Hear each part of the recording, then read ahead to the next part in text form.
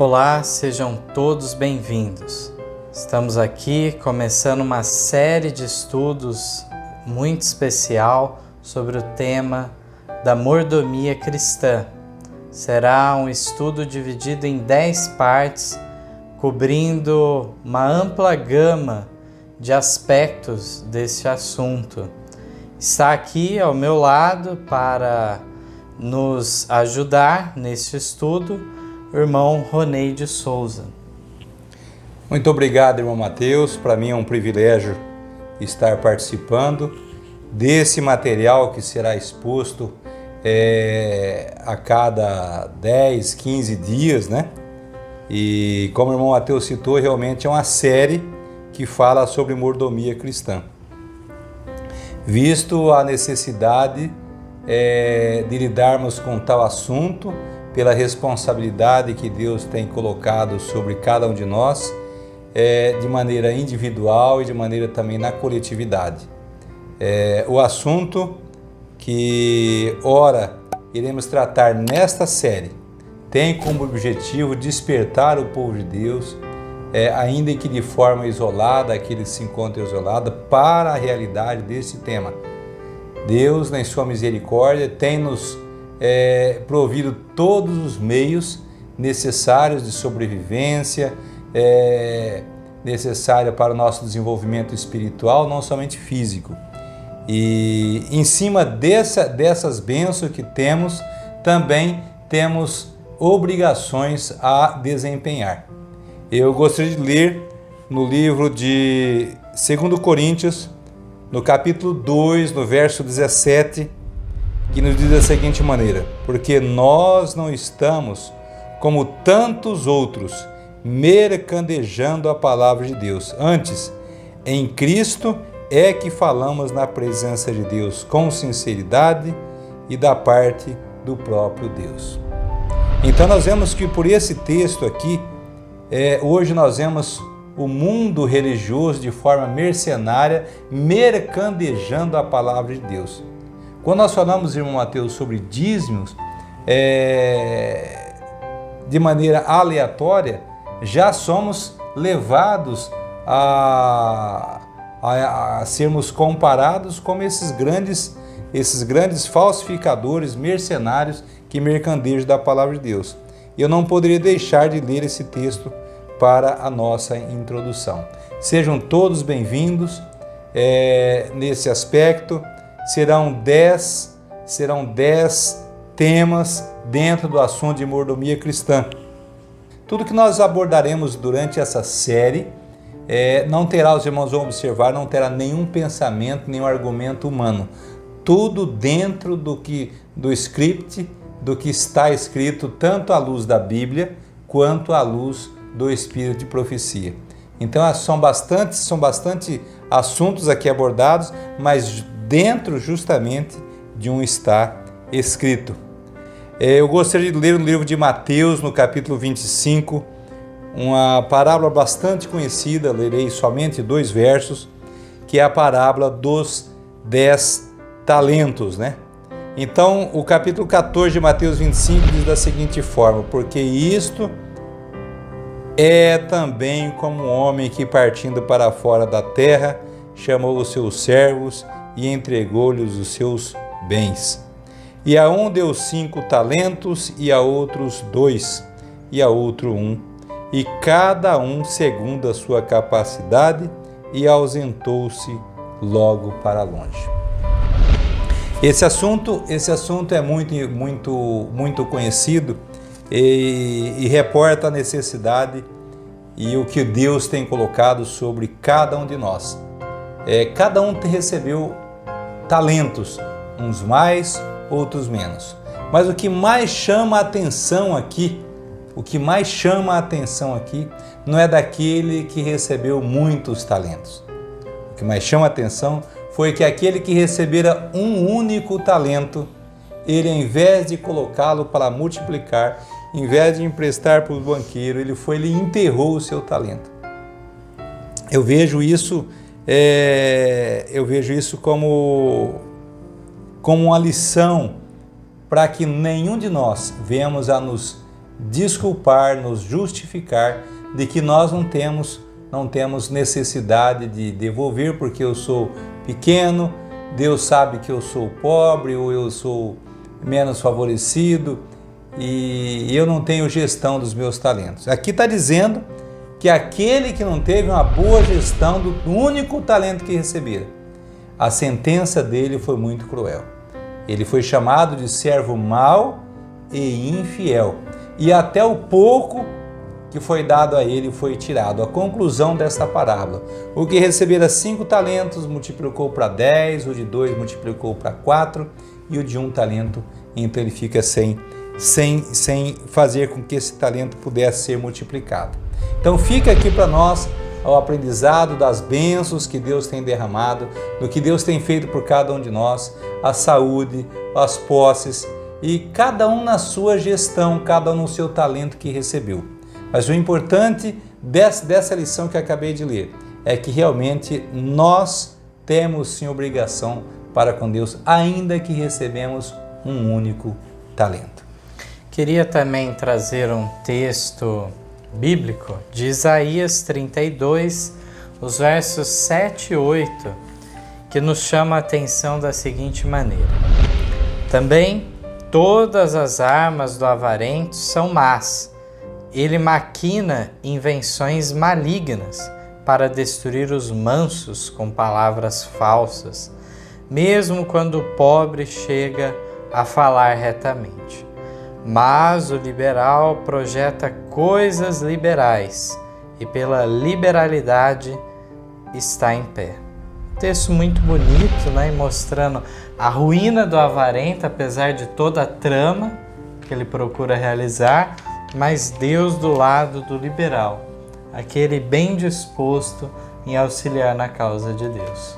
E como a gente entender da liberalidade e da avareza? Eu acabei de citar a respeito daquele que enterraram o talento, o único talento. E depois nós vamos para aquela experiência do jovem rico, a qual ele diz que guardava todos os mandamentos que a ele foi ensinado, né? E Jesus dispensa então os seus meios financeiros e ataca diretamente o coração dele. Então parece uma contradição daquele jovem que até então parece tinha dado um bom testemunho e agora ele poderia ser, somando-se à capacidade de Cristo, fazer um grande trabalho. Muitas vezes os que têm posse, os que têm meios financeiros, poderão cair na mesma condição daquele jovem rico. Por ele ter posse, ele pode fazer um grande trabalho pela causa, ele pode fazer grandes doações, ele pode fazer tudo isso. Mas o que Jesus está falando nessa parábola do jovem rico, né, é que o que ele pede de nós é o nosso coração. De nada vale as nossas riquezas se o nosso coração não estiver realmente em Cristo. De nada vale as nossas posses, os nossos talentos, das mais variadas formas. Então, hoje o que nós iremos tratar nesse tópico é justamente a consagração de uma maneira em geral, não somente do coração, mas partindo do coração e assim automaticamente ele abranger todas as nossas posses, os nossos talentos que possuímos. O texto que eu gostaria de ler, ele está no Conselho sobre Mordomia, na página 85. É um texto para a gente dar a introdução ao nosso assunto. Diz da seguinte forma: vivemos num tempo de solene privilégio e santo legado. Num tempo em que nosso destino está sendo decidido para a vida ou para a morte. Despertemos, vós que pretendeis ser filhos de Deus, trazei vossos dízimos para o tesouro. Dai vossas ofertas voluntárias e abundantemente, segundo Deus vos tem feito prosperar. Lembrai-vos de que o Senhor vos confiou talentos, com os quais deveis diligentemente negociar para Ele. Lembrai-vos também de que o servo fiel não se arroga nenhum crédito. Todo louvor e glória são dados ao Senhor. Tu me entregaste o teu depósito. nenhum ganho se poderia ter sem que primeiro tivesse havido um depósito. Não poderia haver juros sem o principal. O Senhor adiantou o capital, dele vem o êxito no negócio e a ele pertence a glória. Olha que texto maravilhoso, né? Então nós vivemos em um período de solene privilégio de termos as bênçãos de Deus e um santo legado de fazermos então a nossa contribuição. E aqui ele fala de forma taxativa: trazei vossos dízimos para o tesouro, dai vossas ofertas de maneira voluntária e abundantemente, segundo Deus os tem feito prosperar. Então, na devolução de dízimos, há várias circunstâncias que nós iremos abordar aqui. Muitas vezes, conforme a pessoa vende uma propriedade grande e ele começa a questionar se tem que devolver todo o valor do dízimo daquela venda, né? Então nós vamos aprender aqui qual é a fórmula que Deus deixou nesse quesito. Se aqueles que trabalham no comércio, qual é a maneira em que Deus deixou para que o dízimo fosse separado? Qual é a fórmula que Ele deu para cada um de nós? Lembrando que Ele sempre diz que Ele pede o dízimo do lucro. Então é do lucro que Ele quer que nós devolvemos o dízimo. Nós fazemos dos 90% outro investimento. Daquele novo investimento que foi feito do lucro dele, nós devolvemos o dízimo. Então, esse é o assunto que nós vamos abordar. E aqui ainda retrata que nós não temos nada a nos gloriar, nem um crédito na devolução sistemática de dízimos e ofertas deve ser trazida para nós. Toda honra, toda glória deve ser levada para Cristo. Esse é o ponto principal que eu gostaria de enfatizar. A comparação é muito interessante, né? De Deus ter confiado a nós um capital. E aí dito, né, que haveria juros sem o principal? Não haveria, né? Assim como na parábola dos talentos que você leu, lá fala então que cada um recebeu de acordo com sua capacidade, né? E aí diante disso, dessa honra que Deus concede, nós devemos então ter bom êxito no avanço disso, né? Bom, então, só enfatizando um pouco mais o que o irmão Mateus citou, então nenhum daqueles que recebeu o talento, ele estava fora da sua capacidade. Até o que receberam um talento. E eu faço a pergunta, será que nós não recebemos ao menos um talento? E qual tem sido a nossa trajetória aqui? Queria então trazer o texto do Patriarcas e Profetas, página 527, que nos conta em relação ao antigo Israel, mesmo antes de tão grande e formoso, né, cheio de pessoas como na época de Moisés. É dito aqui que as contribuições exigidas dos hebreus para fins religiosos e caritativos montavam uma quarta parte completa de suas rendas. Uma taxa tão pesada sobre os recursos do povo, poder-se-ia esperar que os reduzisse à pobreza.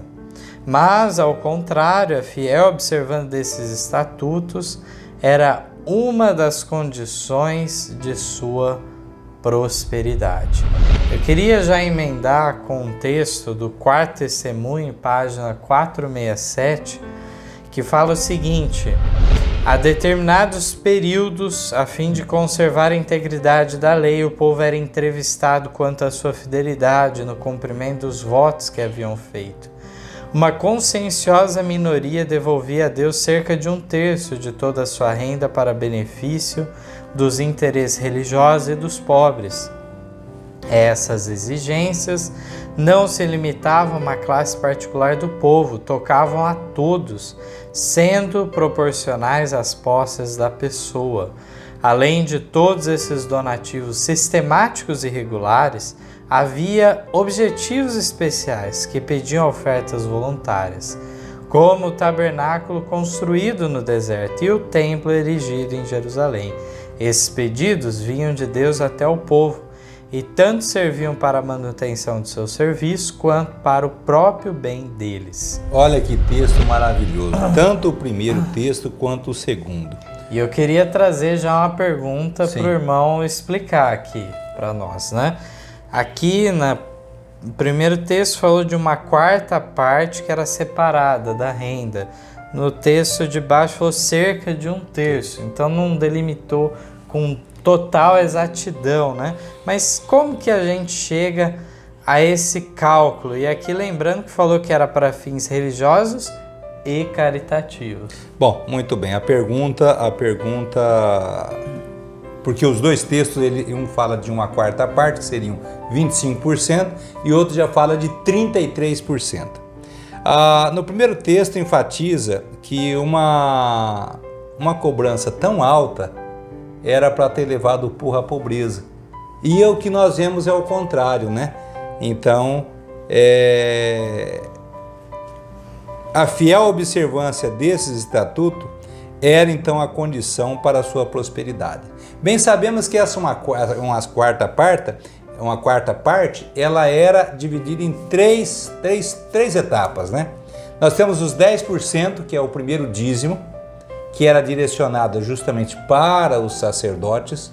Nós temos a segunda parte, que são mais 10%, que é do segundo dízimo, que esse nós vamos estudar aqui, não era devolvido para o sacerdote, mas era reservado para fins de hospitalidade e depois para festas religiosas também. Ou seja, o segundo dízimo, agora nós vamos abordar também no outro tópico, e a pessoa reservava em casa, e quando chegava uma visita, então ele usava daquele segundo dízimo para comer juntamente com as visitas. Isso já era um método que Deus instituiu para que a hospitalidade estivesse presente dentre o seu povo.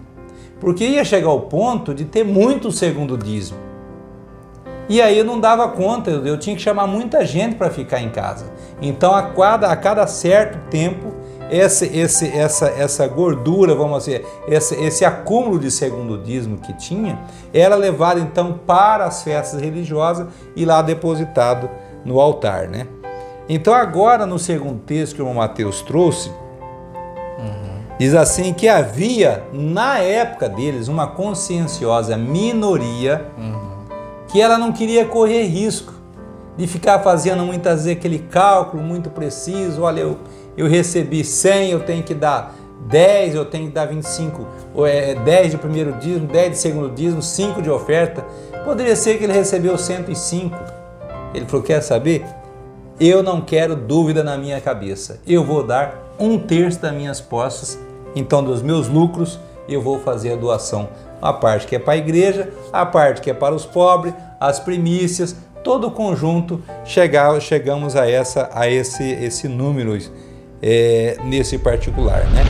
Então esses pedidos vinham de Deus até o povo, e tanto serviu para a manutenção do seu serviço, como para o próprio bem deles, como o Mateus acabou citando. Então os dois textos maravilhosos, onde nós vemos que de maneira nenhuma a finalidade é extorquir as pessoas.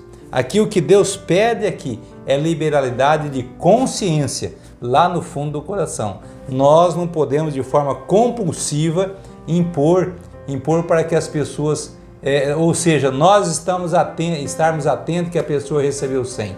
Ele vai dar segundo a sua consciência. Se ele estiver lesando a Deus, o texto de Malaquias vai ser contra ele.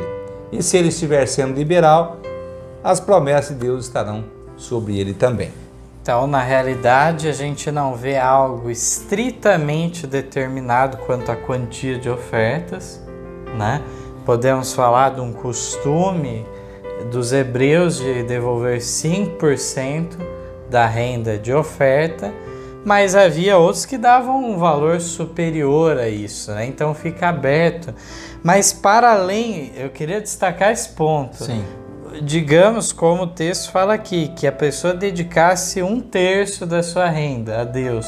ainda assim havia pedidos especiais de tempos em tempos para questões específicas para o avanço, e a pessoa dava mais ainda, fora desse cálculo aqui. Olha só, além desse terço, ainda nós vemos aqui que houve a construção do santuário e foi pedido também. E o povo tinha recurso para tal. Então nós não podemos pensar de que realmente é uma taxa tão elevada, de maneira que nós temos o ar gratuito, nós temos água em abundância, nós temos alimento em abundância, segundo cada um na sua esfera, né? Então nós gozamos das bênçãos divinas, é Ele que derrama chuva para nós termos a produção no setor da agricultura, e o setor do comércio só vive se a agricultura vai bem. E nós vemos uma engrenagem aí instituída, onde todas têm que casar os seus dentes, né, adequadamente, para que essa engrenagem ela possa então fluir melhor. Então, ainda no 4º volume do Testemunhos para a Igreja, é dito o seguinte: segundo a importância concedida, será a soma requerida. Quanto maior o capital confiado, tanto maior a dádiva que Deus requer lhe seja devolvida. Então, proporcional, né? Caso um cristão possua 10 ou 20 mil dólares, os direitos de Deus sobre ele são imperativos no sentido de dar, não somente a proporção relativa ao sistema dizimal, mas de apresentar-lhe as ofertas pelo pecado, as ofertas de gratidão. A dispensação levítica se caracterizava notadamente pela santificação da propriedade. Quando falamos do dízimo como a norma de contribuição dos judeus para fins religiosos, não falamos com compreensão. O Senhor colocava seus direitos como prioridade, e quase todos os artigos faziam as pessoas se lembrarem do doador, por ser-lhes requerido fazer-lhes devoluções. Exigia-se-lhes que pagassem o resgate dos primogênitos, das primícias dos rebanhos e das colheitas. Cumpria-lhes deixar os cantos de suas searas para os desamparados. Qualquer coisa que lhes caísse das mãos ao fazer a colheita era deixada para os pobres. E a cada 7 anos as terras deviam ser deixadas livres, ficando para os necessitados o que elas produzissem espontaneamente. Além disso, havia as ofertas sacrificais, ofertas por ofensas, ofertas pelo pecado e a remissão a cada 7 anos de todas as dívidas. Havia também numerosas despesas com hospitalidade e dádivas aos pobres, e havia impostos sobre suas propriedades. Quanta coisa coisa aqui. Falar um povo desse não tinha como sobrar nada. Não tinha como. Você olha aqui as taxas que eram cobradas, nós tínhamos aqui impostos sobre as propriedades, nós tínhamos as hospitalidades e dádivas aos pobres, né? Aí nós tínhamos a oferta das primícias, aí nós tínhamos o primeiro e o segundo dízimo. Então, aí temos oferta do pecado, oferta de gratidão. Então, aparentemente, é muita coisa. Mas eu queria destacar, sim, Ronei, que então aqui o texto comenta que alguém, de repente, ao descobrir o próprio sentido da palavra dízimo, que é a 10ª parte, né? Então seria 10%, algumas pessoas acham muito arbitrário esse valor. Entendem que o dízimo é livremente a porcentagem, né? Não querem definir. Mas a Bíblia nós vemos que não é à toa que usou esse termo dízimo, era justamente para determinar um valor exato, proporcional, né, segundo a renda. Mas o ponto que eu queria trazer é que está muito longe, a pessoa que se escandaliza com os 10% não entendeu ainda nada, porque aqui a irmã White dá um choque de realidade conosco, né? De mostrar aqui quão abrangente era isso, onde toda a sociedade israelita era formada de maneira a não desenvolver o egoísmo, mas sim essa preocupação com a colheita, deixar algo para os pobres. A própria experiência de Ruth, né, ilustra tudo isso, né? O que Boaz fez em favor dela e tudo mais. Então nós vemos aqui como que era algo justamente para na vida toda daquela pessoa envolvesse a dádiva Então, ao próximo ou a Deus. Quando há essa disposição em que a propriedade a qual tenho, eu a preciso santificá-la ao Senhor, quando há essa predisposição, então é mais fácil enquadrar as demais coisas. Mas há naturalmente no nosso coração as nossas conquistas pessoais. Eu comprei isso. O eu, hoje no século em que nós vivemos, ele é tão natural, que se a pessoa não usar o eu, fica um pouco antiquado. Eu vou me lembrar de uma experiência que alguém citou, que havia comprado uma propriedade, mas ele usou a palavra nós. Então, nós compramos uma propriedade, aí ele perguntou, mas nós quem? Aí a pessoa citou, não, eu anexo a minha família, todos trabalhamos juntos, né? Então anexo, e ele disse, não, mas foi você que comprou, é você mesmo, né? Então o eu é tão natural ser implantado que se a pessoa quer tirar o eu de circulação, ele fica, parece que fora da realidade. Então a questão maior aqui é quanto maior o capital confiado. Agora eu quero trazer na questão dos ricos aqui, está dizendo. Muitas vezes o rico fala assim, olha, mas só sobre mim? Agora tudo eu tenho que fazer? Se é a mulher que é liberal e é rica, poderá ser então acusada pelo marido do quê? Olha, você só pensa na igreja. E se é o marido que é liberal, com poder de ganho um tanto maior, e ele se preocupa com a causa do pobre, da igreja, do desamparado, poderá ser ela então a pedra no sapato na questão da liberalidade. Então aqui, quando Deus coloca o percentual, é simplesmente para ter igualdade, porque todos nós somos responsáveis em dar os nossos dízimos, independente do valor. Aquela oferta daquela viúva a qual Jesus enaltece, que foi a maior das ofertas, a qual ela havia se despojado de tudo e dado tudo ao Senhor. Então talvez um vizinho dela de banco ali deu uma soma vultuosa, mas aquilo não mexeu em nada no egoísmo. Então quando nós falamos do egoísmo, nós falamos que Deus não precisa de nada que nós devolvamos a Ele, porque Ele é dono do ouro e da prata. Então de todas as coisas aqui, Deus, Ele detém esse poder. Nós, de forma transitória, adquirimos algumas posses, uns com 30, 40, outros com 80 anos. Mas ao morrer essas posses ficam para os herdeiros, e aí Salomão falou o quê?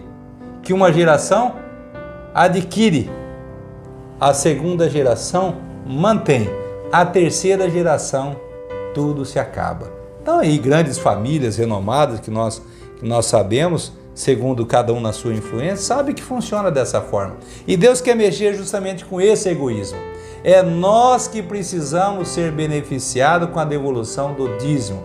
É nós precisamos romper com as barreiras do nosso egoísmo. Queria então partir para o próximo texto do Profetas e Reis, que diz assim: Deus abençoa a obra das mãos dos homens, para que eles possam devolver-lhe sua porção. Dá-lhe a luz do sol e a chuva, faz que a vegetação brote, dá saúde e habilidade para a aquisição de meios. Todas as bênçãos vêm de suas pródigas mãos. E ele deseja que homens e mulheres mostrem gratidão, devolvendo-lhe uma parte em dízimos e ofertas, em ofertas de gratidão, ofertas voluntárias e ofertas pelo pecado. Devem eles devotar seus meios a seu serviço, para que sua vinha não venha a ser um deserto estéril. Devem estudar o que o Senhor faria em lugar deles. A Ele devem levar em oração toda a questão difícil. Devem revelar interesse altruísta na edificação de sua obra em todas as partes do mundo. Então aqui nós vemos que maravilhoso texto falando o alcance, né, de todas as bênçãos de Deus, como que é um alcance tremendo e que devemos estar de fato interessados também na causa de Deus. E dando continuidade, gostaria de passar para o irmão Ronei ler o próximo texto. Esse já é no Conselho sobre Mordomia, na página 71. Diz que Deus tem direito sobre nós e tudo o que temos. Olha só, Deus tem direito sobre nós em tudo o que temos. Seu direito está acima de qualquer outro. E em reconhecimento desse direito, ordena que lhes demos uma parte proporcional fixa de tudo que Ele nos dá. Essa parte específica é o dízimo.